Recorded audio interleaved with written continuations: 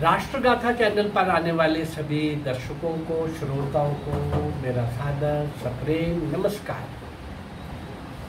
इस चैनल के माध्यम से 190 वर्ष का विदेशी फिरंगियों के साथ लड़ने का, संघर्ष करने का, जुझारू, तपस्वी, त्यागी, बलिदान, कुर्बान होने वालों का इतिहास मैं आप लोगों के सामने रख रहा हूँ, जो इतिहास में कहीं भी दिखाए नहीं गए और वास्तव में जिन लोगों ने आज़ादी के लिए सर्वस्व निछावर किया उनको कहीं भी नहीं दिखाया गया।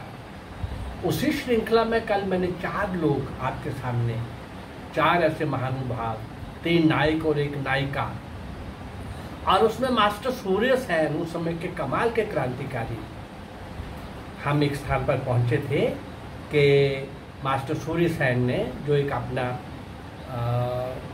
पहले से दल बना रखा था, लेकिन उसको इंडियन रिपब्लिकन आर्मी का नाम दिया। आपको याद आ जाएगा कल के एपिसोड में मैंने कहा था नेताजी सुभाष चंद्र बोस का, वो कांग्रेस के 43वें कांग्रेस के अधिवेशन, कलकत्ता अधिवेशन में सुभाष चंद्र बोस की एंट्री हुई थी और पहले से सूचनाएं थी कि कुछ अलग होगा। ये भी क्रांतिकारी गतिविधियों को थोड़ी देर शांत करके उस के कांग्रेस के सदस्य बन के चले गए थे। क्रांतिकारी थे, लेकिन सुभाष का आह्वान, कॉल कुछ अलग थी। और वहाँ जाके देखा तो नेताजी सुभाष चंद्र बोस की वो शोभा यात्रा अश्व के ऊपर बैठे हुए हैं, कमांडर इन चीफ और आर्मी की यूनिफॉर्म में बैठे हैं। और वो माहौल जो हुआ, शाम की जो चर्चा हुई इन साथियों की, उसमें जो इंडियन रिपब्लिकन आर्मी की स्थापना हुई और हथियार जुटाने का अभियान शुरू हुआ और केवल सदस्य परिवारों से ही 40,000 रुपये का एक कोष एकत्रित हो गया और उसको सैन्य कोष नाम दिया गया। जब सैनिक तैयारियां सारी पूरी हो गई तो पूरी हो जाने पर चटगांव की एक पहाड़ी सीताकुंज, वहां पर अपने को साथियों को साथ ले जा करके और एक बहुत बड़ी योजना पर विचार हुआ, चर्चा हुई और सूर्य सेन ने सुझाव दिया चटगांव के सभी शस्त्रागारों की लूट करने का। हथियार भाई ऐसे नहीं चलेगा। कुछ वैसे व्यवस्था हो गई, कुछ 40,000 कोष बन गया, लेकिन उससे भी बात नहीं बनेगी। मुकाबला अंग्रेजों के साथ है और बड़ी फौज के साथ है, तो इसलिए इससे नहीं चलेगा। तो फिर चटगांव जो एक बंदरगाह थी, उसके आर्मी के भी, फौज, पुलिस के भी बहुत शस्त्रों का वहाँ पर स्टोर था, शस्त्रागार थे। उन सबको लूटने का एक विचार सूर्य सेन, क्रांतिकारियों के, कमाल के, बंगाल के उस समय के, जिनको मास्टर दा भी कहा गया। जब ये सुझाव आया तो उसके लिए सब तैयारी हो गई, सबने स्वीकार कर लिया। पर सूर्य सेन ने, मास्टर सूर्य सेन ने कहा कि उसके लिए भाई 20 सूत्री कार्यक्रम, 20 सूत्री कार्यक्रम जो है रहेगा उसके लिए, और वो 20 सूत्री कार्यक्रम के हिसाब से ही हम आगे बढ़ेंगे। ऐसे नहीं सोचा और चल पड़े। बहुत बड़ी फौज के साथ मुकाबला है, शस्त्रागार तो लूटने हैं, पर उसके पहले हमको अपने सैन्य संगठन को कुछ तय करना पड़ेगा, कुछ निर्णय करने पड़ेंगे, कुछ विचार करना पड़ेगा, कुछ संकल्प लेने पड़ेंगे। वो क्या क्या थे? नंबर 1, क्या करेंगे? AFI, auxiliary force of India के शस्त्रागार को लूटना, नंबर 1। नंबर 2, पुलिस के शस्त्रागार को लूटना, यानी ऑक्सिलरी फोर्स ऑफ इंडिया, ये फौज का था। और फिर दूसरा, पुलिस के शस्त्रागार को भी लूटना है। तीसरा, यूरोपियन क्लब के सदस्यों को हताहत करके वहां लगने वाले शोध संस्थान को नष्ट करना। नंबर 4, चटगांव के निकटवर्ती रेलवे स्टेशन की पटरियां उखाड़ देना। जिससे कुमक चटगांव ना पहुंच सके, मतलब फौजी सहायता, पटरियों को अगर उखाड़ देंगे तो। नंबर 5, टेलीफोन एक्सचेंज के तार काटकर अन्य स्थानों से उसका संबंध विच्छेद करना। नंबर 6, तार व्यवस्था नष्ट करना, वो जो टेलीग्राम जाती है। और डाकघर को अधिकार में लेना। नंबर 7, नंबर 8, बंदरगाह की वायरलेस व्यवस्था भंग कर देना। चटागांव बंदरगाह थी।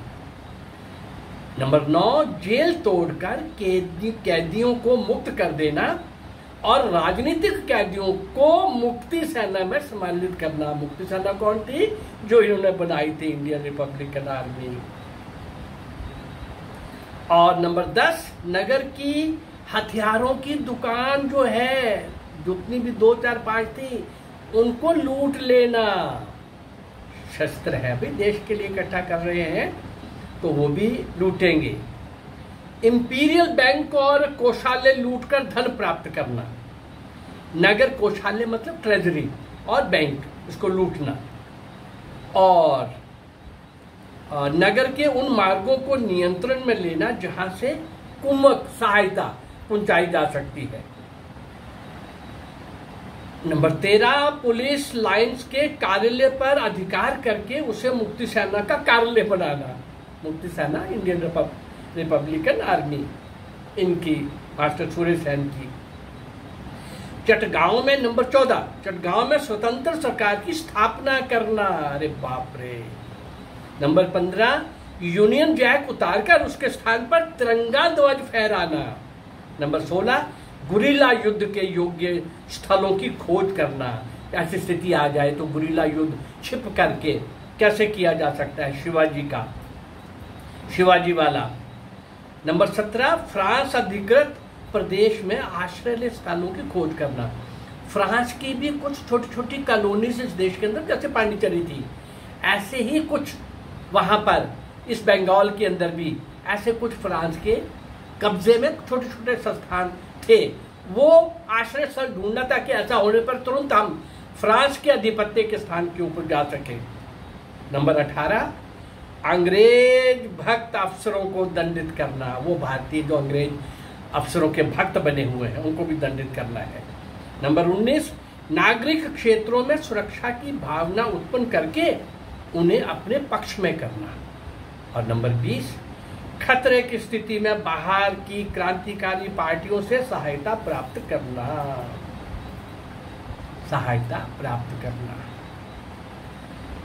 हाँ, इस 20 सूत्री कार्यक्रम के बाद सूर्य सेन ने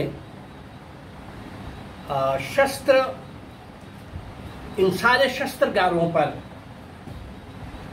आक्रमण करने के लिए 18 अप्रैल 1930 की तारीख निश्चित कर ली। हाँ, उनके 2 प्रतिनिधि दिल्ली पहुंचकर महान क्रांतिकारी चंद्रशेखर आजाद से भी संपर्क स्थापित करने में सफल हो गए। उनसे भी सामयिक सहायता प्राप्त करने का आश्वासन ले लिया। चंद्रशेखर आजाद ने अपनी पार्टी की ओर से सूर्य सेन की पार्टी को 2 बढ़िया पिस्तौल भी दे दिए। एक 18 अप्रैल 1930 को सूर्य सेन ने अपने साथी क्रांतिकारियों को निजाम पलटन के अहाते में सैनिक गणवेश में एकत्रित कर लिया।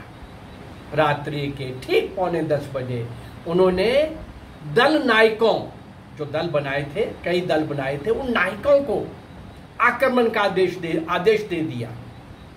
एक टुकड़ी ने टेलीफोन कार्यालय पहुंचकर सारे तार काट डाले। दूसरी टुकड़ी ने तार घर पहुंचकर वहां की सारी व्यवस्था भंग कर दी। रेल की पटड़ियां उखाड़ने वाला दल पहले से ही नियत स्थानों पर पहुंच चुका था और ठीक 9:45 बजे उसने भी अपना काम प्रारंभ कर दिया। उन लोगों ने मालगाड़ियों के डिब्बे कुछ इस तरह से गिरा दिए कि मार्ग अवरुद्ध हो गया।